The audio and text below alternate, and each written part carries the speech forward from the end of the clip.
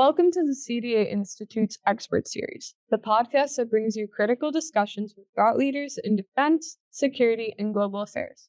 My name is Gabriella Picton, and I am this episode's co-host, along with my colleague Heather Lee. The CDA Institute encourages rigorous debate on national security matters through our events, research, and publications. In today's episode, we will be speaking to Yves Giroux, Parliamentary Budget Officer, David Bercuson, Fellow at the Canadian Global Affairs Institute and Professor of History at the University of Calgary, Justin Massie, Co-Director of the Network for Strategic Analysis and Professor of Political Science at the Université de Québec en Montréal, and Christopher Sands, Director of the Wilson Center's Canada Institute. Mr. Giroux begins by explaining the current state of Canada's defense spending, analyzing whether the plan to meet its 1.76% spending plan is credible based upon past projections of the Department of National Defense's budget. Dr. Bercuson looks at the historic role of Canada within NATO and the need for it to evolve to address threats faced by the alliance in the Arctic. Dr. Massie analyzes the outcomes of this past week's NATO summit, particularly in regards to Canadian defense spending and Ukraine, with Dr. Sands finishing by exploring the implications of the summit on the future of Canada-U.S. relations and the importance of Canada to the U.S. This is the Expert Series.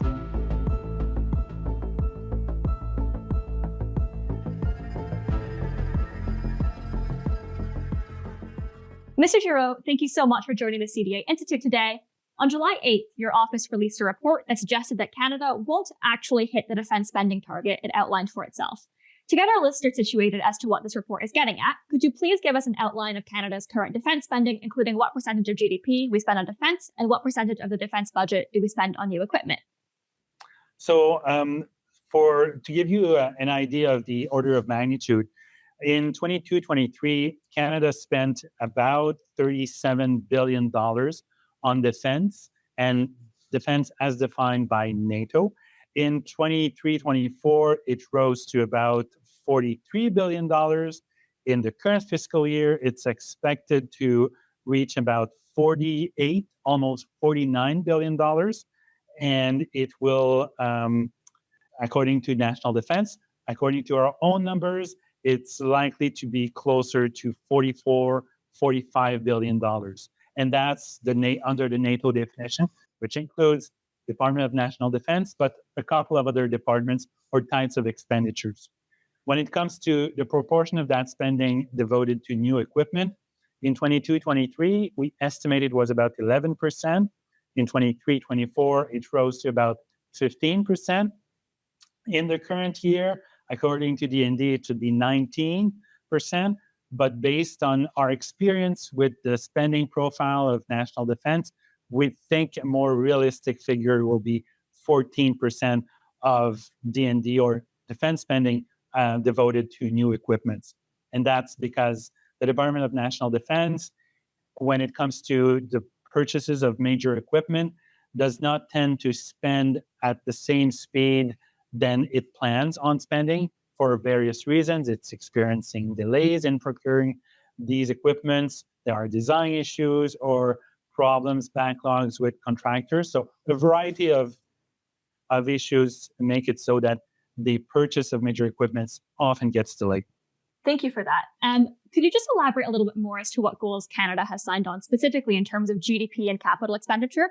And you mentioned earlier that there are NATO definitions. Could you elaborate a little bit more as to what counts as meeting NATO definitions? For example, does pensions for veterans or the Coast Guard spending fall under that? Sure.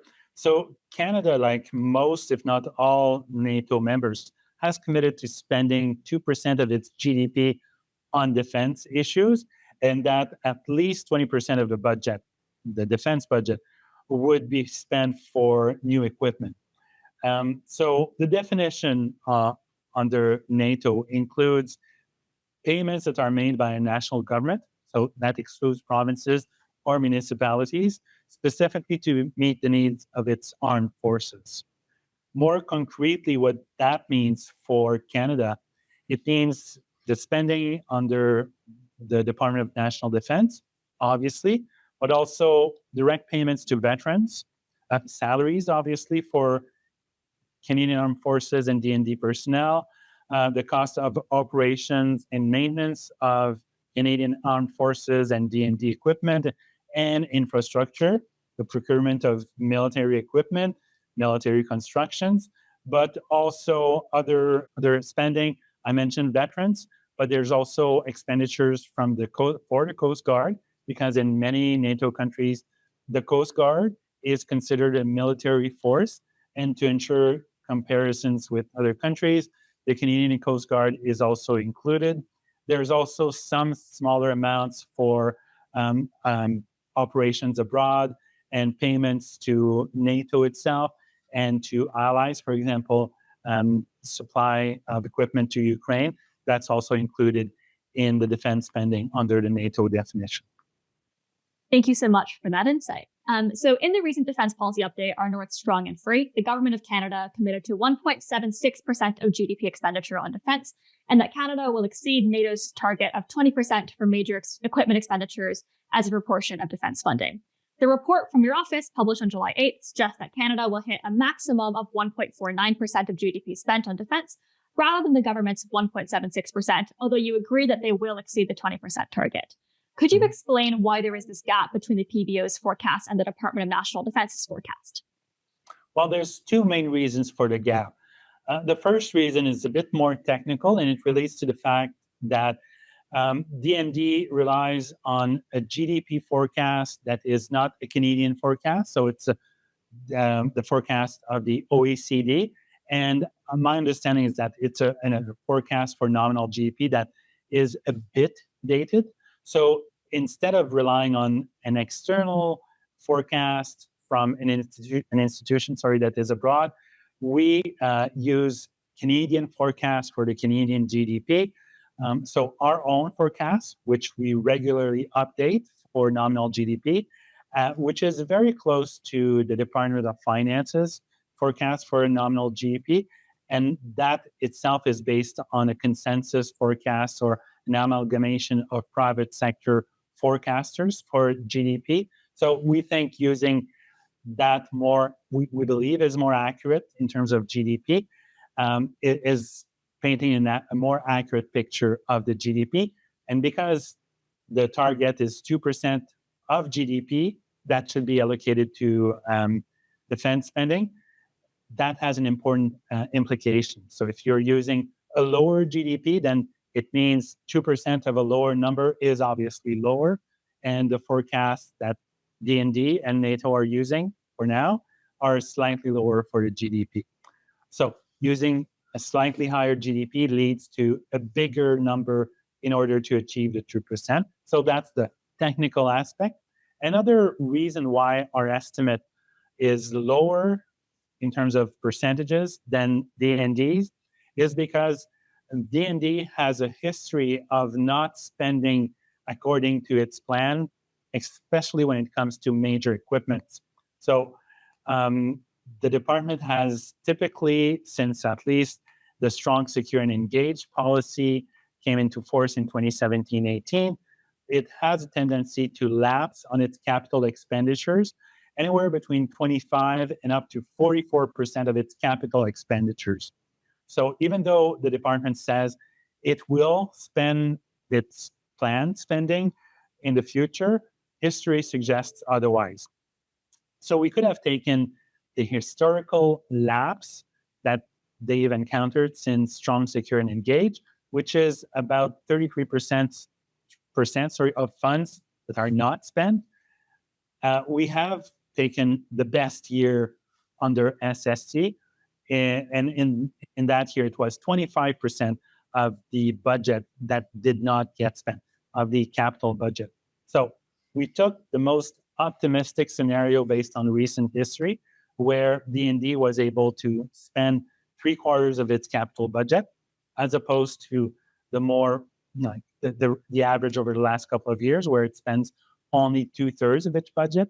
And we've applied that going forward in years where the department will see a significant increase in its spending authorities when it comes to the capital spending. So we consider that even to be optimistic, considering that in recent years, the government was allocating billions of dollars for capital spending at D&D. It's increasing that amount, and D&D is telling us that they'll spend an even higher share of that bigger amount.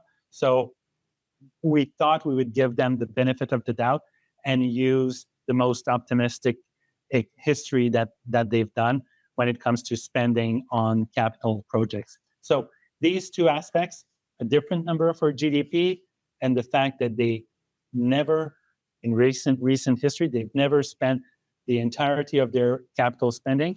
This leads to a lower ratio when it comes to defense spending. Thank you for that. I just want to push back a little bit on the PBO GDP forecast choice, because obviously, as the report mentions, NATO chooses itself to use the OECD forecast and not domestic country forecasts. So given that NATO is choosing to use the OECD forecast, why still, for the 2% GDP target, have you chosen to go with the PBO one, even though that's not the measure that NATO uses and the one we'll be judged with our allies against? Well, it's understandable that NATO, having to report on dozens of NATO countries, is not in a good position to assess whether, Latvia, Italy, Slovenia have credible internal GDP numbers that are reliable. So I can understand why they would want one set of numbers or a series of numbers, forecasts that come from one institution, the OECD in that case. But in Canada, we have a history of having various sources when it comes to forecasts for nominal GDP. We have strong private sector forecasters. We have the Department of Finance that is also involved. And we have an independent fiscal institution like ourselves that have a proven track record of estimating. We have the capacity, but we've also estimated nominal GDP for a number of years. So in the end, when we look at historical data, Canada will be judged on its capacity to spend in relation to its GDP.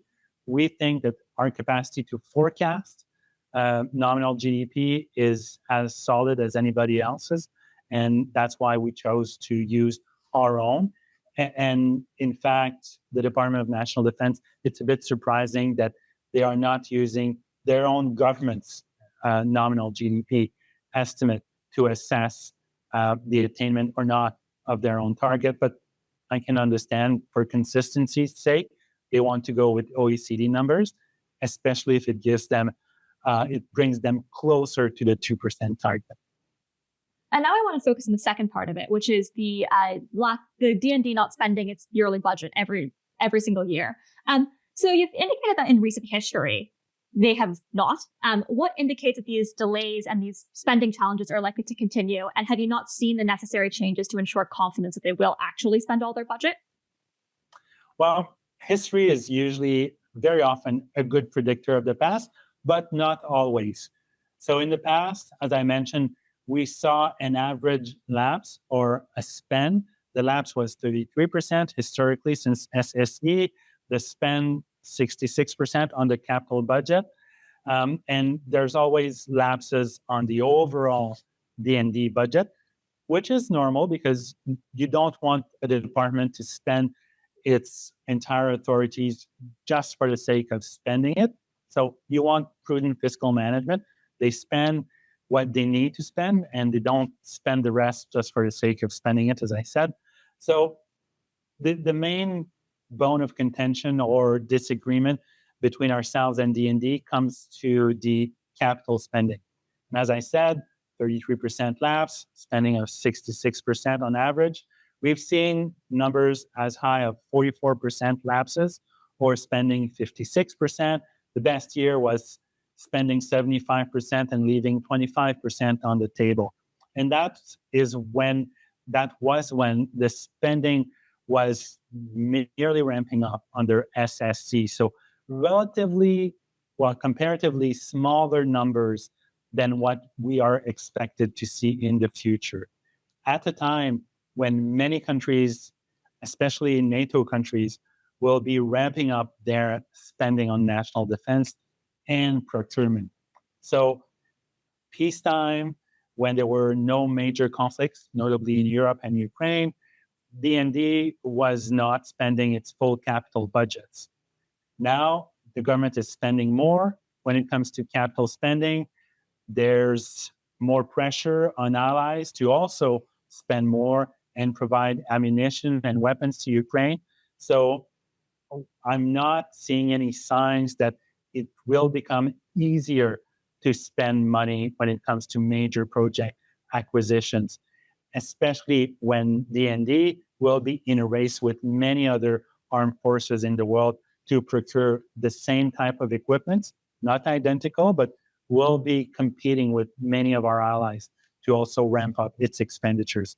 And a case in point, we recently heard from the Minister of National Defense that the surface combatants, the warships, will experience one additional delay for the first ship to be commissioned and presumably all of the subsequent ships to be delayed. So that's one point that suggests we are not wrong in assuming that there will continue to be lapses, but I'd be the first to be pleased if DND was able to procure these major assets according to their own schedule.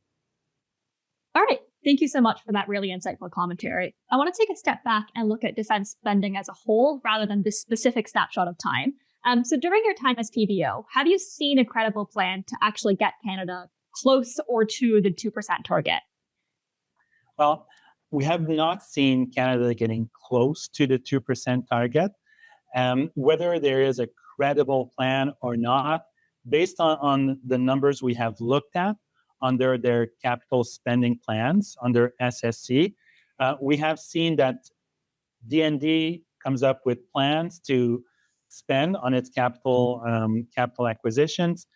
But as time evolves, these plans get shifted in time. So in the first few years, it's proving challenging to spend according to the plan. So DND shifts its spending out in time. So there's a tendency to shift some of the procurement or planned procurement into the outer years of the SSC. So we're expecting to see the same trend continue, as I explained, with many countries ramping up their procurements and their spending when it comes to national defense. That being said, we looked at numbers up until 2029, 2030, and it suggests that there'll still be a gap at that point between 2% and the actual numbers that will likely be spent. Beyond that, the minister has indicated that he has a plan to get to 2%, notably by acquiring submarines, warships, military planes. And we haven't seen the specific details, but if the minister has plans and has the money, I can only give him the benefit of the doubt, but that will likely happen after 2030 and certainly not in the next 5 years. Sorry. All right. Well, thank you so much for joining us today, Mr. Giroux, and thank you for providing us with your expertise as to Canada's defense spending. To begin, what were your most important takeaways from the summit?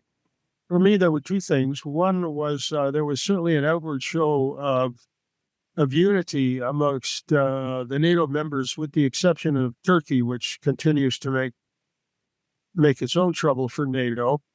And I think that we also got signs that just about everybody, including Canada, has signed on to the 2% minimum GDP on our defense spending. So I think the alliance on the outside, it looks good, but there continue to be issues, for example, with Mr. Orban of Hungary and his closeness to the Russians, his closeness to Donald Trump, which is another possible problem for NATO. So, pretty good celebration, 75 years. NATO accomplished a lot, but NATO still has troubles.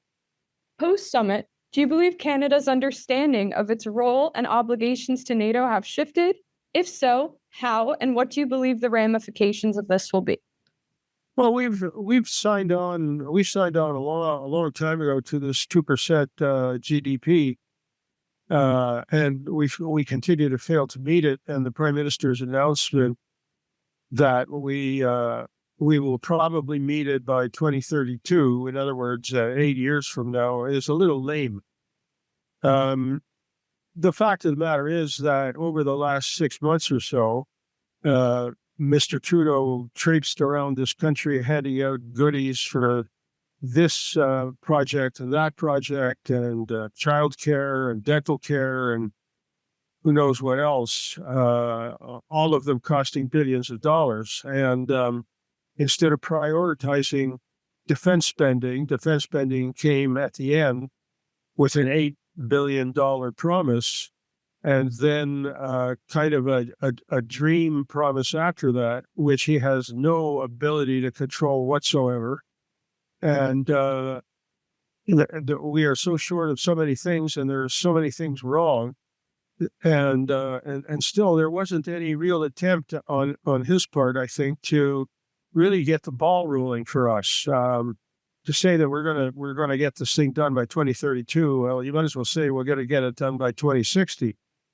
So I think that was the problem, and I think the pressure on Canada is going to continue, especially if Mr. Trump becomes the president.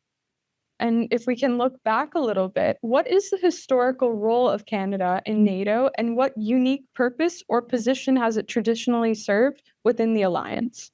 Well, traditionally, right at the very, very, very beginning of NATO, back in it actually the talk to create NATO actually started in 1948. There were two sets of talks, one going on in Europe and one going on here, and we were with the Americans and the British discussing some sort of an arrangement. And what was it? There were a number of things, a number of reasons why we were there.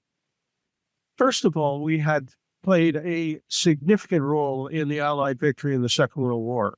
I mean, the Allies could have won without us, no question. But you look at the contributions of the Royal Canadian Navy in the Battle of the Atlantic, or you look at the contributions of the Royal Canadian Air Force. We had a small army, only 6 divisions, or the equivalent of 6 divisions, but we fought some very important battles, including the Scheldt Estuary, which we won just before the German attack at the Battle of the Rhine.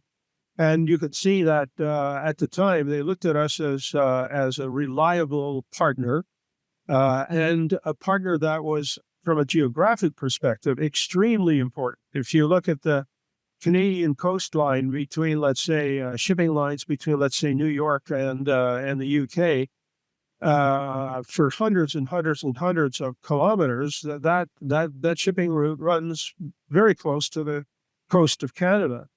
So not including Canada would have been leaving out a giant piece of the puzzle. The other point is that Canada was the second North American nation. And so it showed that this was, this is tokenism, but true, that Canada added to the North American component of what was going to be NATO. So for all of these reasons, Canada was very important at the time. Did you see this role shift in any way with the end of the Cold War? Absolutely. It shifted with the end of the Cold War. I would say it started to shift before the end of the Cold War. It started to shift under Pierre Trudeau. They thought at the time there was ideas being kicked around about Canada being a neutral country, cutting back on defense expenditures. The defense cutbacks started really, I would say, under Diefenbaker, but Trudeau Sr. certainly continued it.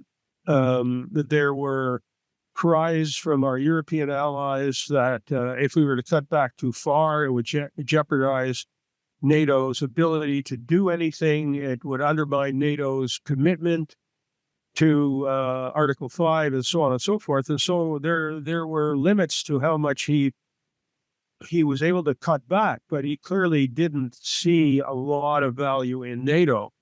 So I would say from that point on, our contributions to NATO really started to fall off, and people didn't take us as seriously in NATO as they used to. And that gets more or less onto the present day, when we were in Afghanistan fighting and dying, nobody in Washington or Brussels was going to complain about our spending on NATO. But, our fighting and dying ended in 2011. And then it comes to what have you done for us lately?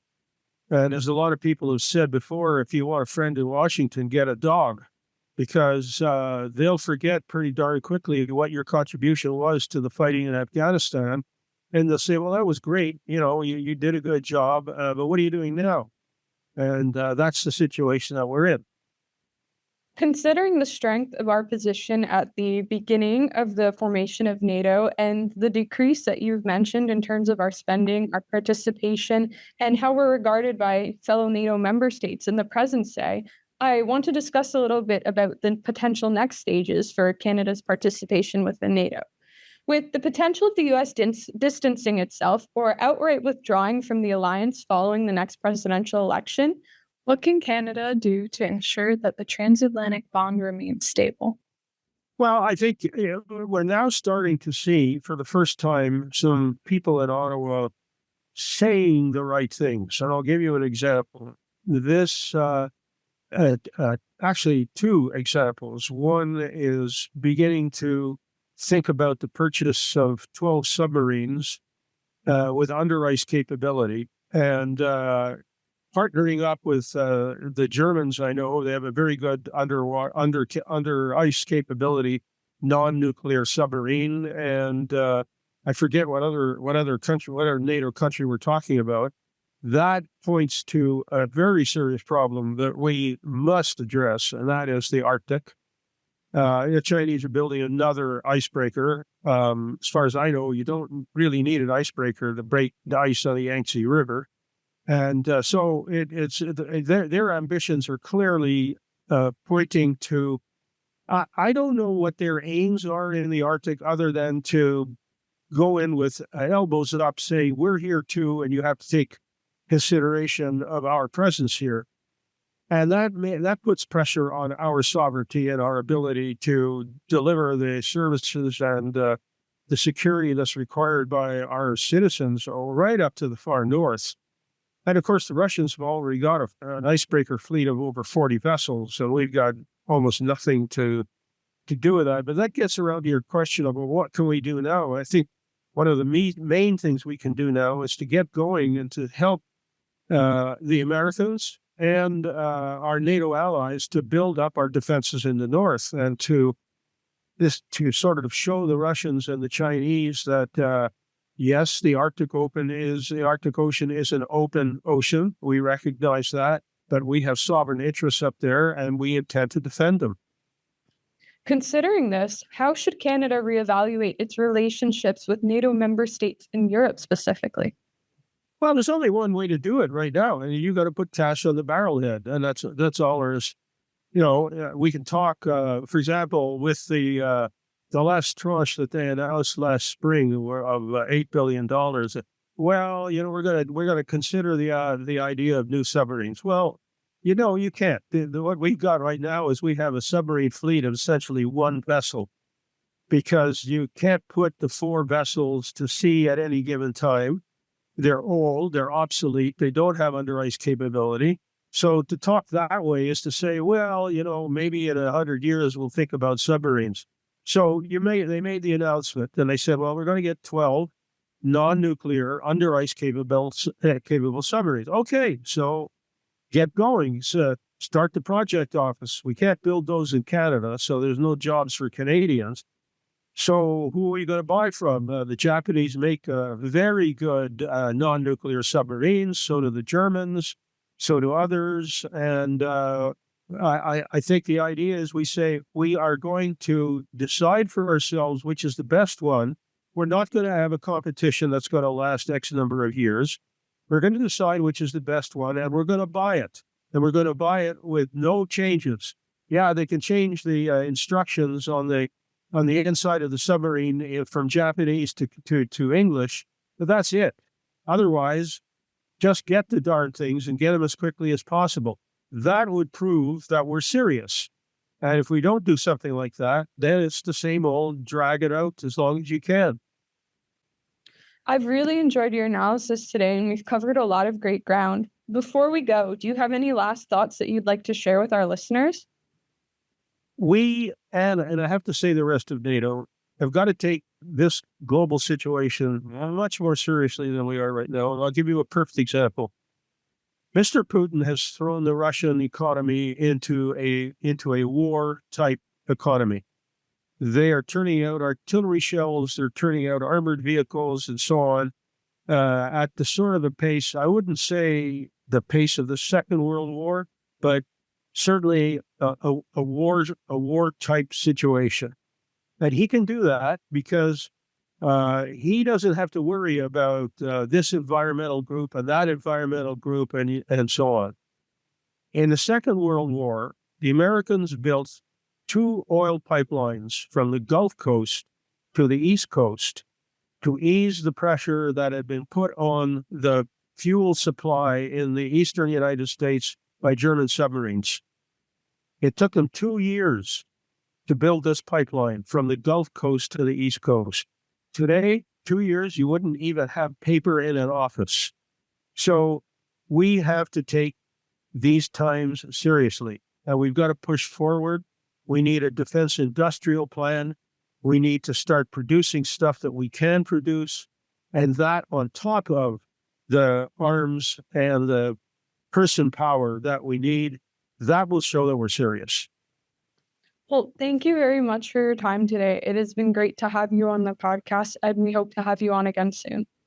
Thank you very much. So, to begin, can you discuss what your biggest or most important takeaways were from? I think the big issue at this summit was Ukraine. There was the announcement, of course, that the F-16s are coming in this summer. Not enough. So 10 to 20 F-16s will be provided by some allies, and Ukraine has asked for over 120.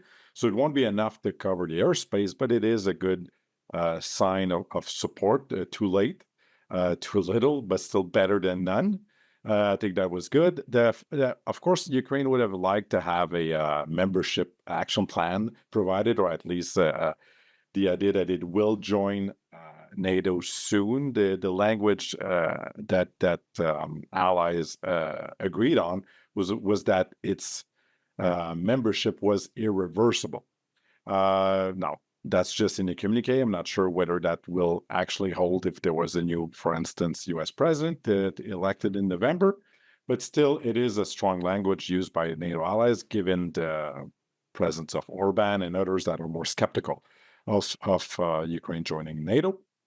And of course, there was the biggest take was this idea of institutionalizing the military aid provided by NATO allies to Ukraine by creating the NSATU, the NATO Security Assistance and Training for Ukraine, as well as the JTEC, the NATO Ukraine Joint Analysis Training and Education Center.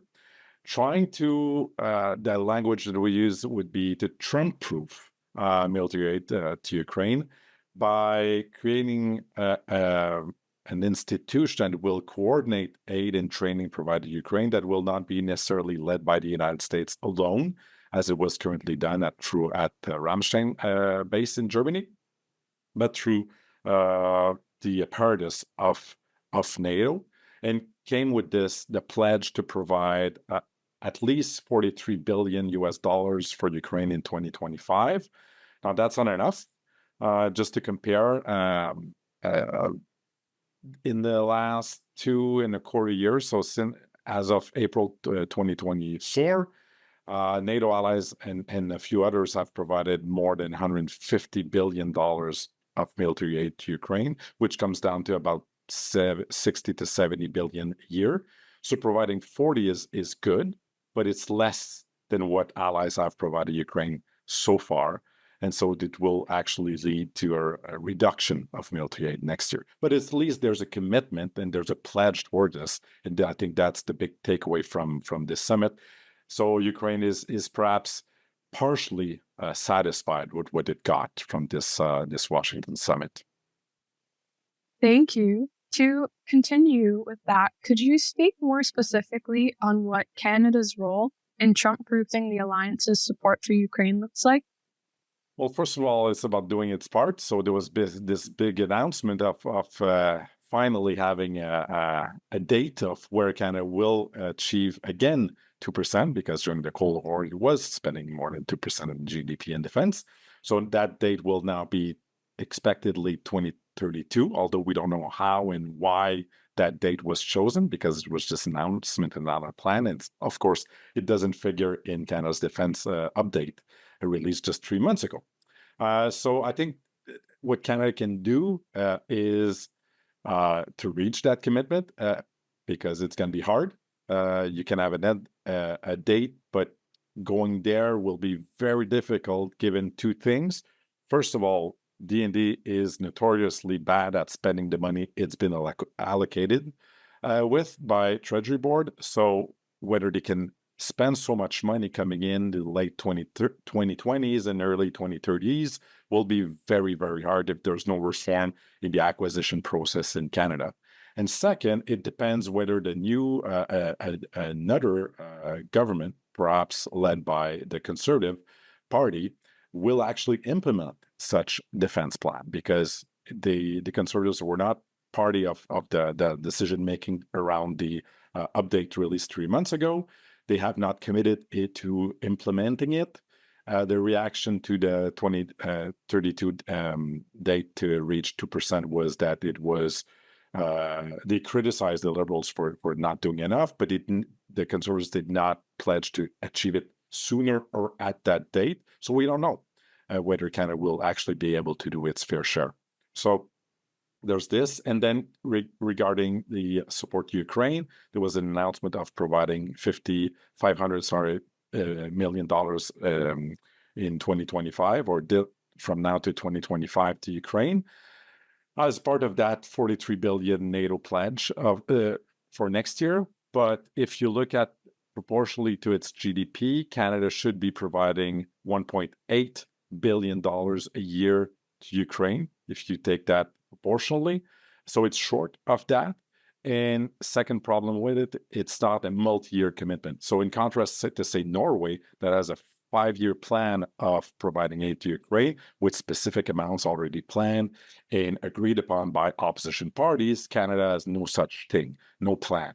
It's always an announcement made outside of Canada, not to the Canadian people, and not part of the budget that was just announced a few weeks ago. So Canada could do better by having a multi-year plan of supporting Ukraine, whether through the war or after the war as well, because Ukraine will need military assistance even after any ceasefire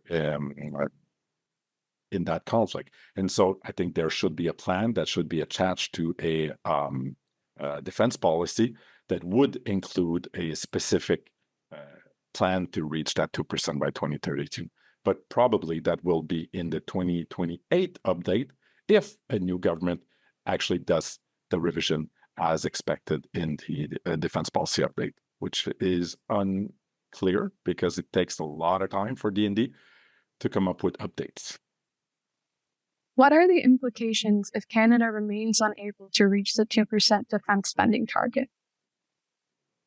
Well, basically not be able to defend its own territory and provide the necessary aid to allies, because Justin Trudeau had a good point in his announcement of reaching 2% by 2032, was that it was an arbitrary number. It could be 2.5, it could be 3%, as some allies are pushing for. It's a political pledge that was agreed upon in 2014 following the annexation of Crimea. But where he was wrong is it should be based on Canada's actual military needs. And if Canada were to spend money to defend itself independently from its allies, it would be way more than 2% that we would be spending. And so it depends on the level of ambition and goals that Canada sets for itself. Minimally, it should be about protecting our airspace and maritime borders and waters, and having a military capable of assisting civilian authorities in case of natural emergencies in the country, and do its fair share among allies. But to have to take on the lead as a framework nation in Latvia and have as a commitment the idea of to defend that country against a future NATO aggression puts a lot of weight on Canada's shoulder, because these soldiers need to be properly equipped to do their job and be able to be rotated out with new soldiers to replace them. And on these two fronts, in terms of personnel and equipment, we're lagging. And so there's the underinvestment in the past in Canada's defense prevented to actually achieve the political goals that the government has set upon the Canadian Armed Forces, whether to defend the country, assist civilian authorities, or take part in allied operations abroad. If we were to take that more seriously, we would be spending way more and much faster than we are currently. What do you believe has changed about Canada's understanding of its role within NATO, particularly as a likely second Trump presidency sees the United States poised to step back from the alliance? I don't see any change. It's the same Canadian defense policy as the late 1940s, where we have no other choice, because the alternative to Canada having NATO as its grand strategy, letting allies define Canada's defense needs, the alternative to this is retrenchment. So that, like the debate there is in the United States, where Canada would say, no, we'll just focus on defending our own country. We won't take part in NATO missions in Europe or in the Indo-Pacific. This is not our job, but we should just focus at home. That would be contrary to, I think, the consensus among political parties and in the public, and contrary to what Canada has been doing for decades. And we don't see that movement, that political movement in Canada. The alternative, as Europeans are also discussing, would be strategic autonomy. So trying to be able to defend our country independently from any other allied support. That would be way too expensive for Canada to undertake. That's why it was never chosen as a good defense strategy. So what we're seeing is, as usual, Canada follows NATO decisions and take part in its operations, but on the cheap. And what we see with this specific Liberal government is a less enthusiastic desire to take on those missions, but still a commitment to do them.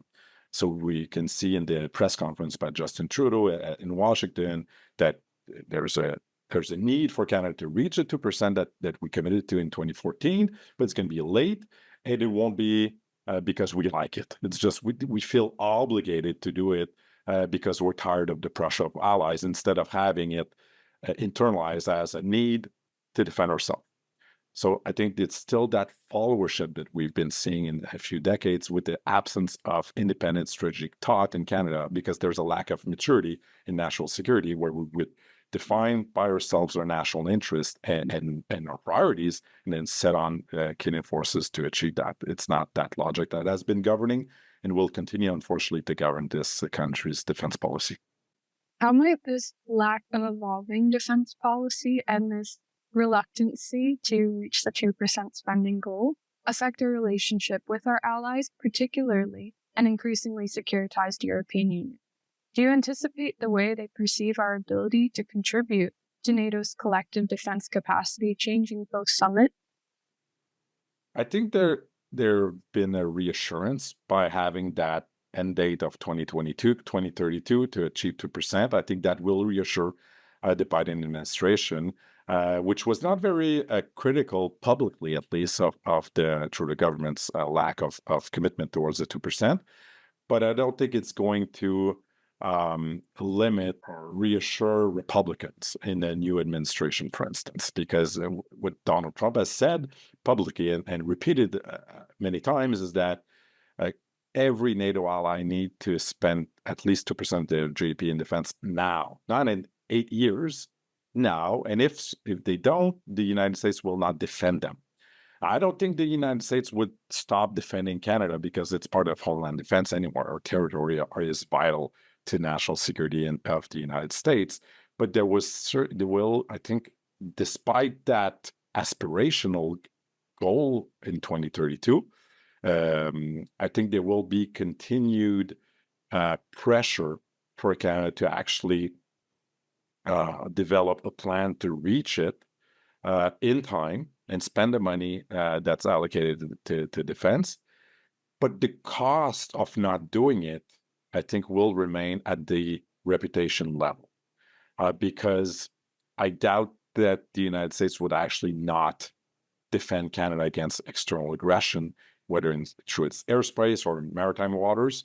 And the fact that the Canadian forces in Latvia are not properly equipped to do their job, don't have enough munition, don't have enough troops, don't have enough any counter-air defenses, etc., will be probably compensated by other allies. So it won't have, I think, an impact specifically on the forces deployed up to if there was ever a war with Russia or open conflict with that country.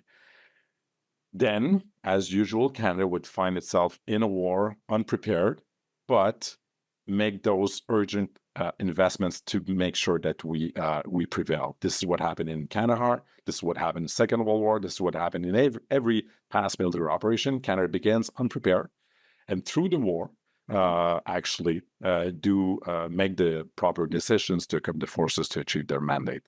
The problem is that if that war was to erupt, it would be against nuclear power, not just like Taliban or a country like with the little defenses. And so the impact for the forces implicated at the beginning of the conflict would be, I think, tragic. Well, thank you again for joining us. So we really appreciate your time and hope to have you on again soon. Great. Thanks for having me. Chris, thank you so much for joining the CDA Institute today. As our listeners know, the NATO summit in Washington, D.C. just concluded yesterday at the time of this recording. Chris, can you give us a quick overview of the major takeaways from the summit? What did it tell us about the state of NATO? And what should we expect from NATO for the rest of 2024 and moving into 2025? Well, thank you very much, Heather. I think there are three areas in which we took takeaways from this lesson. The first one, which I think was very important, was allied unity. There has been a lot of ups and downs in NATO's countering of Russian aggression, the invasion of Ukraine, but also pressure on countries in the Baltics. And what came out of this was a broad support for the need to rearm, the need to be prepared for war, the hope of deterring war, and a focus on the need to rebuild our interoperability. There were some questions during the last year about just where was NATO and was NATO going to be united, but they really did seem to be quite on the same page. The second thing, which I think was maybe the downside of the summit, was a concern about American leadership. The summit occurred, as we always knew it would, in Washington, but it happened to be 2 weeks after the first presidential debate of the 2024 cycle between current President Joe Biden and the challenger and former President Donald Trump. It was unusual because we don't usually have a debate this early in the cycle, but we clearly had nominees very early, and the hope was that they would give us some sense of how their second terms might be different so that people could choose. But unfortunately, the perception that President Biden was aging and was maybe not on top of his files that came out of that led to a crisis that has kept Washington buzzing all week. Not a crisis over NATO, but a crisis about whether Joe Biden would be the Democratic presidential candidate as the incumbent or whether he would be replaced by the Democrats. And also, as a backdrop to having a discussion about NATO spending, a sort of reminder of the way that Donald Trump handled these issues. And he, of course, famously questioned whether Article 5 of the NATO agreement, which is the attack against one is an attack against all, would be honored by the United States for those countries that didn't spend enough on defense. So if they needed a sort of reason to spend, they had the ghost of Donald Trump at the background drop. And I think that caused a lot of the extra angst that came along with this summit. Last but not least, and I really do want to stress not least, this was a summit in which Canada was very much front and center. Many of the European members of NATO have felt over the last couple of years that while they struggled to find money for defense, Canada was getting off easy. That the Americans yelled at the Europeans, but they were all nice to the Canadians. And I heard a lot of phrases I haven't heard since I was on the playground, like Canada's the teacher's pet, and it doesn't have to do things, and the Americans are too soft. In a way, that was a challenge to American leadership, that we weren't even or fair with everyone. But it was also a challenge to Canada. And Canada has struggled to get to the 2% figure. I want to stress for your listeners, at the 2014 summit in Wales, Canada committed to 2% as an aspirational goal during the Harper government that was in effect at the time. And then in 2023, just last year, at the summit in Vilnius, Lithuania, the Trudeau government, in fact, Prime Minister Trudeau himself, signed off on a communique that said that 2% was the new floor and 3% was really where aspirationally most countries hoped to get. So the fact that Canada had pledged twice to do this and had not actually done it, in fact, in the last budget said they would only get to 1.73% of GDP by 2030. And I know that you have interviewed timed with a parliamentary budget officer who calculates things in a slightly different way, so that they used a different GDP measure that found that Canada was only spending 1.3. This kind of confusion was only undermining Canada's case. But the Trudeau government came clearly with an idea that had to address this question. We saw an announcement of 12 new submarines that Canada was hoping to buy.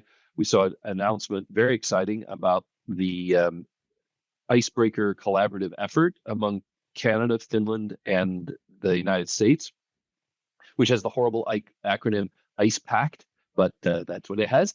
And they are, and that was a big announcement, a big change. We saw the announcement of the Climate Security Center in Montreal, which had actually opened in December, but was coming on strong and got several NATO countries looking to buy into that, which would be a very positive gesture. But most importantly, the Prime Minister announced that Canada would achieve 2% by 2032, just a couple years after. I think this was really important because part of what made this summit so different, because of the threats around the world, was that the focus on defense spending and rearming almost transcended dollars and cents and regular math and became one of those atmospheric issues. The only thing I can compare it to is the summits of the United Nations Conference of Parties on climate change, because it's become so important that you commit to 2% for NATO that it's almost like reaching net zero by 2050. It is a target that if you are not committed to getting there, you don't get it. And the international community is quite appalled, and there's a lot of pressure put on you. Now that Canada has made that commitment, much like making a commitment to get to net zero by 2050, we expect best efforts. And a lot of countries don't really have a realistic plan, or the math doesn't add up. And, this is a domestic debate. But I think what made Canada really isolated prior to the announcement of 2% was the fact that so many countries were at least taking that seriously. Canada had committed twice, but had no plan. That got fixed this summit. And I think that was the third big takeaway. Canada has rejoined the consensus within NATO about the importance of spending on defense. I kind of want to hop onto that 2% target that you mentioned that Canada has achieved. So as I think you recently wrote an article that says that Canada has committed to meet the 2% target quite a few times before and has notably failed at meeting that target. So how credible do you think the commitment from Canada is? Do you think it's actually reassured our allies, or is it more of there's a lot of skepticism around our ability to meet that target? I think this is one of the great things about our current era is that it's really easy to say things. It's really hard to regain credibility and trust, just because we always are suspicious of all the things that are out there. That's true for President Biden, who, as I mentioned, had a bad debate. And so now, people are like, well, you have to prove to us that you haven't gone senile. Like, we really need to see you out more. And we're not going to take your word for it. You've got to prove it. The same thing applies to Canada and 2%. Yes, Canada's at least put a number on it. And I'll be sympathetic with Canada for a minute. One of the reasons that Canada has struggled is it's tried to be very honest about when it picks numbers and when it reaches them. That was something that Anita Anand, when she was defense minister, now Bill Blair, while he's defense minister, have really insisted on. And I think it's an important element, but it means that Canada has to get to 2% by actually getting to 2%. One of the things that the DND and Canadian budget folks have debated is we have to put all of this money in, but we're not getting credit for it. The way that NATO has a very public formula for what counts, and what counts is money that is actually spent, not money that is pledged to be spent. So, for example, Canada has purchased 88 F-35 aircraft. Those will count towards 2% only when a plane is delivered and the payment is made. So even though Canada's had to take a lot of money, put it aside for maintenance, for other things, which would normally you'd say, hey, that's a lot of money. That's going to contribute to our 2%. It only happens when they spend it. So several of the announcements this week that Canada was purchasing this system or looking at that were announcements of things Canada intends to do, and they won't help on the 2% front until Canada actually begins spending the money to do them. And I think that's the kind of funny math of NATO that has left, I think, a lot of Canadians feeling like we keep saying we're spending all this money and we keep making announcements. And why is everybody saying we can't meet 2%? That's why, because everybody's using a different scale. And I think that's been a problem. The second thing, and I'm going to pick up on something that you said in your question, Heather, which was that Canada's achieved it. And I think that's the big thing. Canada hasn't achieved 2%. Its promise is going to get there in 2032. And when we look at net zero pledges, we have the same doubt. Like, you can say you're going to get there, but is this leader even going to still be in office then? Certainly by 2050, we don't expect any of these leaders to be around. And Joe Biden, very, very nice man, when he says he's going to get to something by 2050, I don't think he's been around then. So that's, I'm not trying to be grim or ghoulish, but I think that'll be a tough call. But now, there's a Canadian election next year. If there's a promise from the Trudeau government to get to net zero by 2032, or not net zero, 2% by 2032, I'm mixing up my scales here.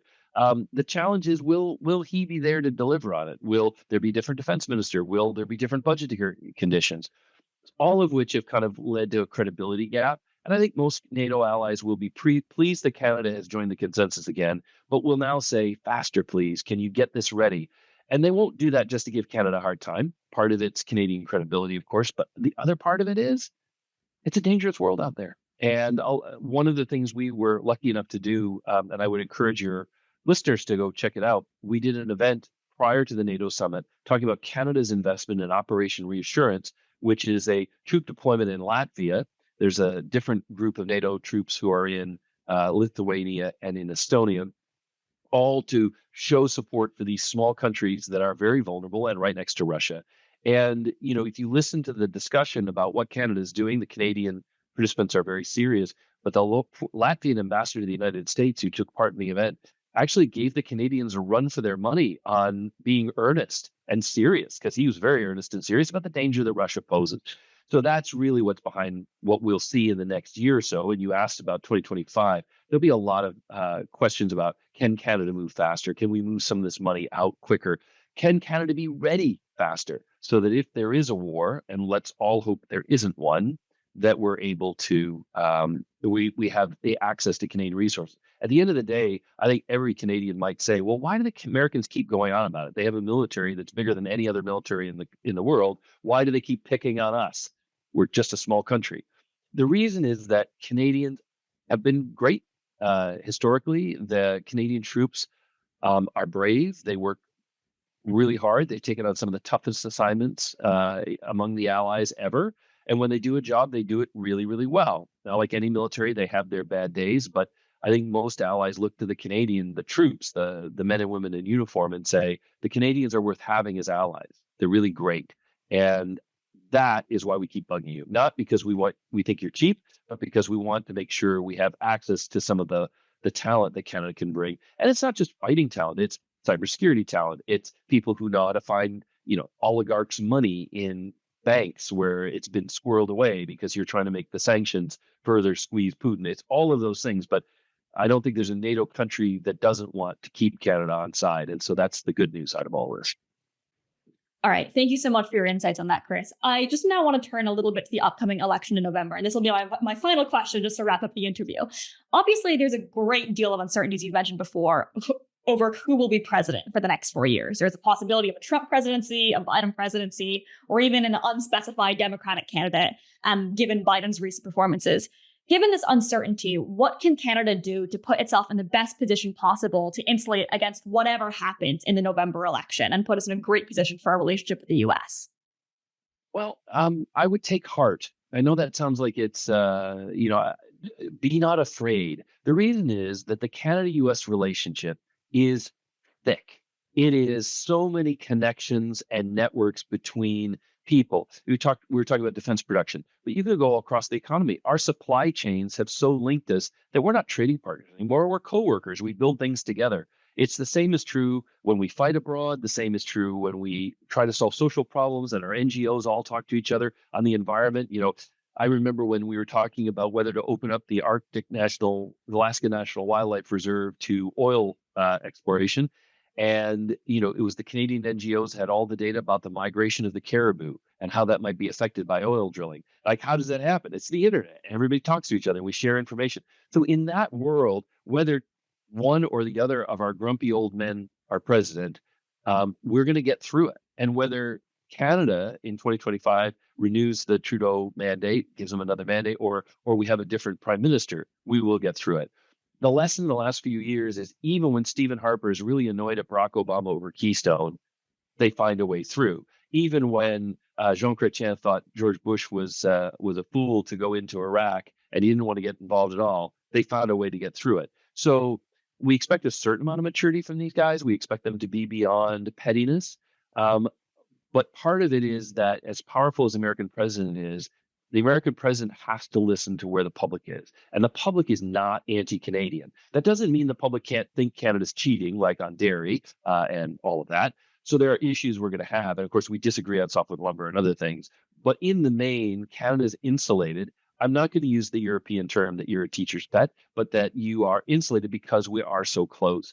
And so strange leaders, that kind of change can cause turbulence, but fundamentally our relationship is going to be all right. And the way to think about it is this. I think the polls that I have seen have been fairly consistent that most Americans don't want to make this choice. They didn't want Donald Trump versus Biden, a redux, a sequel to the last election. They didn't want it. They wanted anybody else. And what did the parties do? Gave them the choice they didn't want. So, when you look and say, well, I don't know which one I'd like, most Americans have exactly the same feeling. They're going to pick someone, and that person is going to have to muddle through. And you haven't been alienated from us. You're right where we are going, oh my gosh, why is this going on? But that's my last sort of encouragement for you, and why I think you can take heart regardless of the outcome of the election. Unlike Canada, our leaders are quite elderly, grandparent age. In fact, they're both grandparents. And that's fine. I don't want to be ageist. That is perfectly fine. But what it's done is it's put an older face on American leadership. And so we're having debates about the Cold War because our two candidates lived through the whole thing. Whereas most of my Generation Z students didn't see any of it because the Berlin Wall fell well before they were born. That creates a kind of dissonance. You look and it's like reruns for the Americans. They're talking about things in the way they would have talked about them in 1980, and it doesn't seem very current. Below the surface, however, in Congress, at the state level, and across the bureaucracy of the U.S., we have a lot of younger people, and they don't think that differently than the younger generations in Canada. That's the future of the relationship. Not to be ghoulish, and I don't want to be grim, but old people do die. And you eventually have a new generation coming in. And whereas Canada made that jump, you went from the Chrétiens to Harper, who was younger, and to Trudeau, who's younger, even though I know they're Generation Xers, and that's a different thing. But you've made that transition. We have not. And as you see Mitch McConnell leave the Senate, Nancy Pelosi gave up the speakership at the last election, we are seeing a lot of 80-year-olds who are still in office taking a step back. And that inevitably is where we're heading. I think actually the 2024 election will always be seen as transitional. And the election that most Canadians should watch, because I think it'll be the most important for a generation, is 2028, when we see a transition to a new level of leadership and we see some real fresh ideas, hopefully, coming from the U.S. All right. Well, thank you so much for joining us, Chris. And it was a pleasure having you on. That's all for today's episode of the CDA Institute Expert Series. To learn more about the CDA Institute, you can visit our website at www.cdainstitute.ca or subscribe to our newsletter. Thank you, and we hope you'll be tuning in next time.